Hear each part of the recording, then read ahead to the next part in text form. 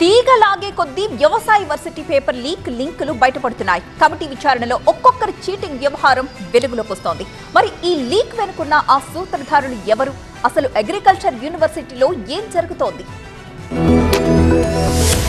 జయశంకర్ వ్యవసాయ varsity paper leak కేసులో వరంగల్ వ్యవసాయ కళాశాల సిబ్బంది హస్తం ఉన్నట్టుగా తేలడంతో ఉన్నతాధికారులు యాక్షన్ షురూ చేశారు. విశ్వవిద్యాలయ ప్రతిష్టను మసకబార్చేలా వ్యవహరించిన junior assistant Karthik, technical assistant Ramesh పై సస్పెన్షన్ వేటు వేశారు. లీకేజీ వ్యవహారంలో వీరి పాత్ర కీలకంగా ఉన్నట్టుగా ఆధారాలు లభించడంతో ఈ నిర్ణయం తీసుకున్నారు. గత నెలలో జరిగిన థర్డ్ ఇయర్ ఫస్ట్ సెమిస్టర్ పరీక్షల్లో ఈ ప్రశ్నాపత్రాల లీకేజీ వ్యవహారం వెలుగులోకి వచ్చింది. ఇటీవల జగిత్యాల వ్యవసాయ కళాశాలకు వెళ్లిన వీసీ జానయ్య సెమిస్టర్ పరీక్షల మార్కుల షీట్లు పరిశీలించారు. ఇందులో ఇన్ సర్వీస్ విద్యార్థులకు కఠినమైన పాథాలజీ సబ్జెక్ట్ లో 90% పైగా మార్కులు రావడంతో అనుమానించి ఎంక్వైరీ చేస్తే పేపర్ లీకేజీ బయటపడింది. హైదరాబాద్ లోని అగ్రికల్చర్ యూనివర్సిటీ సిబ్బంది సహకారంతోనే ఈ ప్రశ్నాపత్రాలు బయటకు వచ్చినట్టుగా 3 సభ్యులతో ఉన్న ప్రత్యేక కమిటీ విచారణలో తేలింది. వరంగల్ కాలేజీ కేంద్రంగా వాట్సాప్ గ్రూపుల ద్వారా రాష్ట్రంలోని దాదాపు 10 వ్యవసాయ కళాశాలల విద్యార్థులకు ఈ పేపర్లు చేరవేసినట్టుగా కమిటీ గుర్తించింది. విచారణ ఆధారంగా ఇప్పటికే ఒక ఉన్నతాధికారితో సహా 4 వర్సిటీ సిబ్బందిపై సస్పెన్షన్ వేటుపడింది. మరోవైపు అక్రమ మార్గాల్లో ప్రవేశాలు పొంది పరీక్షలు రాసిన అభ్యర్థులపై కూడా కఠిన చర్యలు కొనసాగుతున్నాయి.